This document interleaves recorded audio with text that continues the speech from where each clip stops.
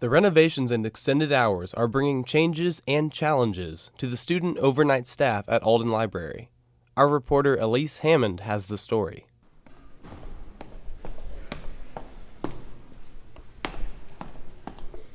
It's 10:30 p.m. and Ryan Klug is heading to the library.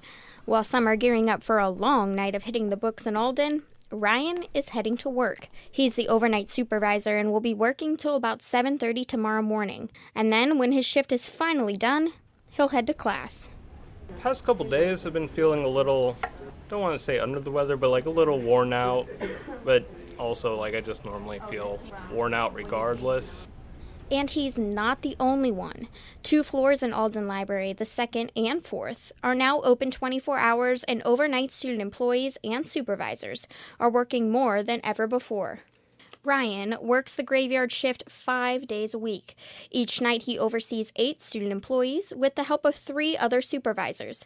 But even with this many people, Ryan says they do not have enough help to cover the 4th floor, and they are looking to hire 2 more overnight employees.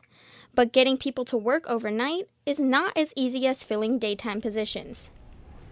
We definitely don't have the vast sea of applications if were looking for daytime hours, but we have managed to find some people.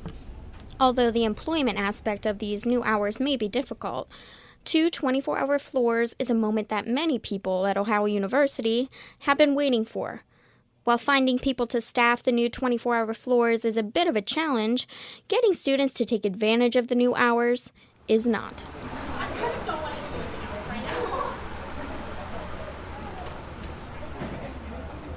Some students, like French and Spanish major Jillian Kinsley, see it as a liberating expansion of space in the late hours of the night.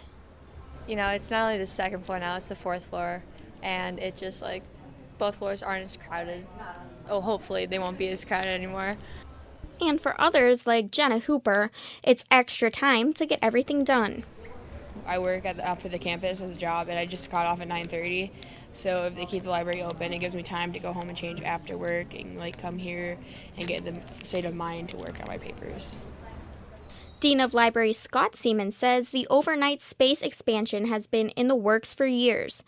But before that could happen, there were many expensive projects that had to be completed first, like new elevators that would electronically bypass floors at different times of the day and new restrooms in order to meet building codes.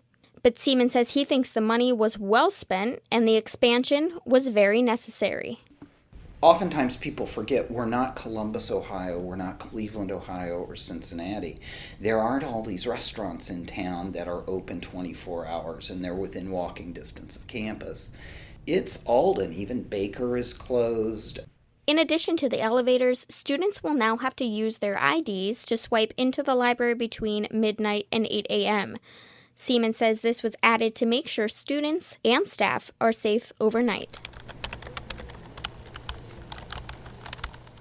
All these changes are geared towards one thing: helping students succeed.